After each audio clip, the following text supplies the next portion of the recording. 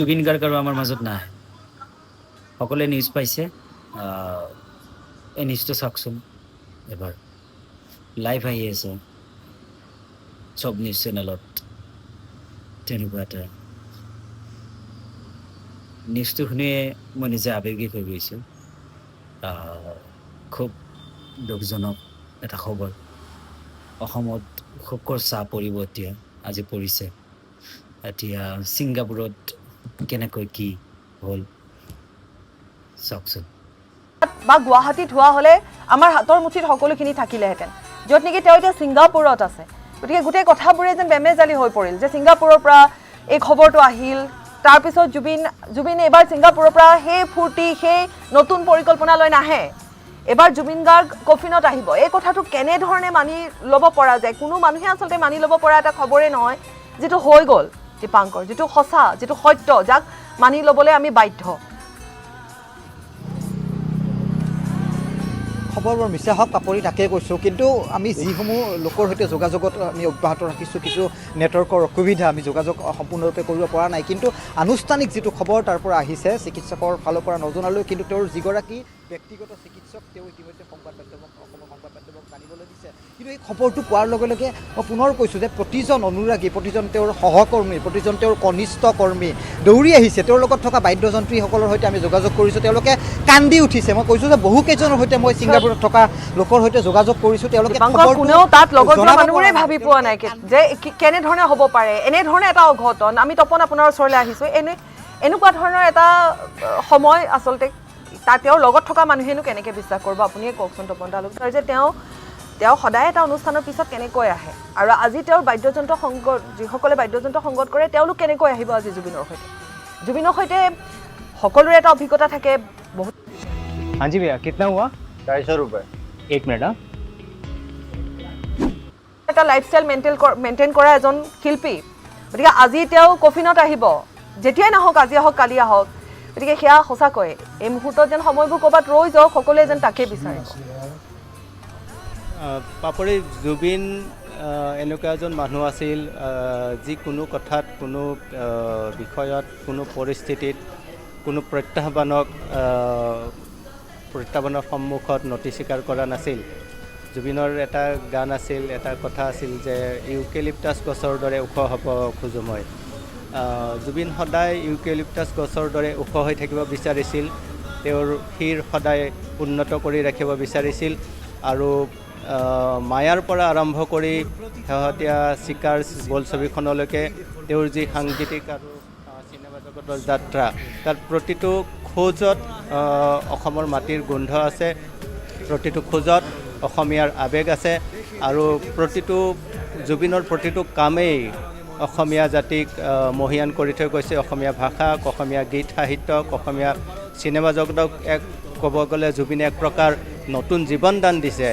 গতিকে সেই জুবিন গাৰ্গৰ যি কৃতি জুবিন গাৰ্গৰ লগত যি আমাৰ সান্নিধ্য জুবিন গাৰ্গৰ সৈতে আমাৰ আপোনাৰ বা তেওঁৰ ঘনিষ্ঠসকলৰ বা প্ৰতিজন অনুৰাগীৰ যি অভিজ্ঞতা সেই অভিজ্ঞতা জীৱনকালত পাহৰিব পৰা নহ'ব আৰু সেইখিনি লৈয়ে আমি এতিয়া জীয়াই থাকিব লাগিব উপায় নাই এই মুহূৰ্তত মোৰ সৈতে ডেস্কত বিষ্ণু শইকীয়া আছে বিষ্ণু মই আপোনাৰ পৰা জানিব বিচাৰিছোঁ বা আপুনি এই মুহূৰ্তত জুবিনক লৈ জুবিন গাৰ্গৰ সৈতে যে জুবিন গাৰ্গ আমাৰ পৰা আঁতৰি গ'ল ইয়াক আপুনি কেনেদৰে ৰোমন্থন কৰিব বিচাৰে বা আপুনি কি ক'ব চাওক আচলতে জুবিন গাৰ্গ অসমীয়া জাতিৰ বাবে এটা সত্তা আৰু অসমীয়া এটা যুগ সৃষ্টি কৰিছিলে তেওঁ অসমৰ সংগীত জগততে হওক বোলছবি জগততে হওক আৰম্ভ কৰি তেওঁ চলচ্চিত্ৰ নিৰ্মাণলৈকে তেওঁ যি এটা যুগৰ সৃষ্টি কৰিলে আচলতে আমি যিখিনি এই পৰ্যন্ত তেওঁ দি গ'ল সেয়া আচলতে অসমবাসীৰ বাবে এটা অপূৰণীয় ক্ষতি বুলি ক'ব লাগিব 1992 চনত তেওঁ যেতিয়া বি বৰুৱা কলেজত তেওঁ অধ্যয়ন কৰি আছিলে তেওঁ PhD স্নাতক দ্বিতীয় বৰ্ষ তেওঁ তেতিয়া 1992 চনত যুৱ মহোৎসৱত গুৱাহাটী বিশ্ববিদ্যালয়ত অনুষ্ঠিত যুৱ মহোৎসৱত একক পাশ্চাত্য সংগীতত তেওঁ প্ৰথম সোণৰ পদক পাইছিল আৰু তাৰ পৰাই যেন জুবিন গাৰ্গৰ সেই শিল্পী সত্তাটো লাহে লাহে উত্তৰণ ঘটিল সেই 1992 চনতে তেওঁ প্ৰথম অনামিকা তেওঁ প্ৰথম উলিয়ালে যথেষ্ট জনপ্ৰিয় হ'ল আৰু সেই তেতিয়াৰ পৰাই জুবিন গাৰ্গ হিচাপে তেওঁ পৰিস্থিতি আৰম্ভ হ'ল পৰৱৰ্তী সময়ত 1992 চনত তেওঁ আৰু এখন অনুৰাধা বুলি আৰু এখন এলবাম তেওঁ উলিয়ালে আৰু আটাইকেইটা গীতে সেই সময়ত জনপ্ৰিয় হৈছে প্ৰথম অৱস্থাত তেওঁ বাদ্য সংগীতকাৰ হিচাপে বহু শিল্পীৰ লগত যদিও তেওঁ আছিল পৰৱৰ্তী যেতিয়াই অনামিকাৰ প্ৰথম তেওঁ মুক্তি দিলে অনামিকাৰ মুক্তি দিয়াৰ পিছৰ পৰা জুবিন গাৰ্গ আচলতে অসমৰ সমাজ জীৱনত অসমৰ সংস্কৃতিৰ জগতখনত এটা বেলেগ ৰূপত তেওঁ প্ৰতিষ্ঠিত হ'ল পৰৱৰ্তী সময়ত তেওঁ বহুকেইটা এলবাম সৃষ্টি কৰিলে বহুকেইটা গীত জনপ্ৰিয় গীতৰ স্ৰষ্টা হিচাপে মায়া পৰা আৰম্ভ কৰি বিভিন্ন তেওঁ কেইবাটাও আমি নাম লৈ শেষ কৰিব নোৱাৰোঁ ৰং মুক্তি জানমণি শব্দ স্নিগ্ধ এনেকুৱা ধৰণৰ তাৰপিছত 2000 চনত তেওঁ প্ৰথম মুনীন বৰুৱাদেৱৰ প্ৰয়াত মুনীন বৰুৱাদেৱৰ হিয়া দিয়া নিয়া ছবিখনৰ পৰা তেওঁ সংগীত পৰিচালক হিচাপে তেওঁ প্ৰথম আত্মপ্ৰকাশ কৰিছিল আৰু সেয়া আমি দেখিছোঁ শেহতীয়া যিখন ভাইমন্দা ছবিখন যিখন মুক্তি লাভ কৰিছিল তাত জুবিন গাৰ্গে কি ধৰণে সংগীত কৰিছিল বা মুনীন বৰুৱাদেৱে তেখেতক কি ধৰণে উলিয়াই আনিছিল এজন সংগীত পৰিচালক হিচাপে সেয়া দেখিছোঁ আৰু তাৰ পৰা যদি আমি চাওঁ শেহতীয়ালৈকে যে ভাইমন্দাৰ পৰা আৰম্ভ কৰি শেহতীয়াকৈ মুক্তিপ্ৰাপ্ত 2025 চনৰ আটাইকেইখন ছবিতে জুবিন গাৰ্গে যথেষ্ট জনপ্ৰিয় গীত আমাক উপহাৰ দিবলৈ সক্ষম হৈছে কিন্তু এটা কথা আমি যদি চাওঁ যে জুবিন গাৰ্গৰ দৰে তেওঁ একে সকলো ফালৰ পৰা ইমান প্ৰতিভাশালী শিল্পী খুব কমেই ওলাব ইয়াৰ পূৰ্বে আমি দেখিছোঁ যে ভূপেন হাজৰিকাৰ দৰে ব্যক্তি যি তেওঁ সকলো ফালে পাৰ্গত আছিল ভূপেন হাজৰিকা ঠিক জুবিন গাৰ্গো ঠিক তেনেধৰণে এজন পাৰ্গত শিল্পী আছিলে চলচ্চিত্ৰ নিৰ্মাণৰ পৰা আৰম্ভ কৰি মইতো এইটো ক'ব বিচাৰোঁ যে ভূপেন হাজৰিকাৰ পিছত অসমত যদি এটা মহান শিল্পী সত্তা আছিল সেইজনেই জুবিন গাৰ্গ নিশ্চয় ক'ব পাৰি কাৰণ চাওক আপুনি তেওঁ সংগীতৰ পৰিচালনা কৰাৰ পৰা এজন শিল্পী হিচাপে গান গোৱাৰ পৰা আৰম্ভ কৰি তেওঁ গীতিকাৰ হিচাপে যদি চায় সুৰকাৰ হিচাপে যদি চায় বা চলচ্চিত্ৰ পৰিচালক হিচাপে চায় চলচ্চিত্ৰৰ চিত্ৰনাট্য তেওঁ লিখে আনকি তেওঁ কবিতাও লিখে তেওঁ কিতাপো লিখিছে গতিকে সকলো ফালৰ পৰা তেওঁ সকলো আটাইকেইটা দিশ সামৰি তেওঁ মানে এটা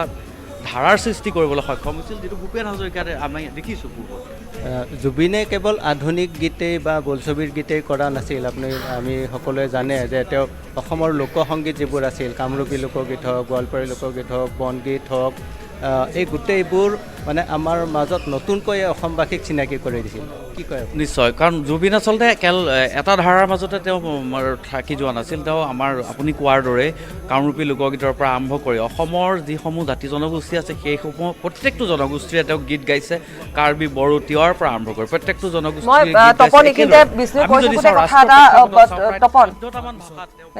তপন আপুনি যেতিয়া ক'লে যে তেওঁ কেৱল আধুনিক গীতেই নহয় আপুনি বা বিষ্ণুৱে পাতিছে ইতিমধ্যে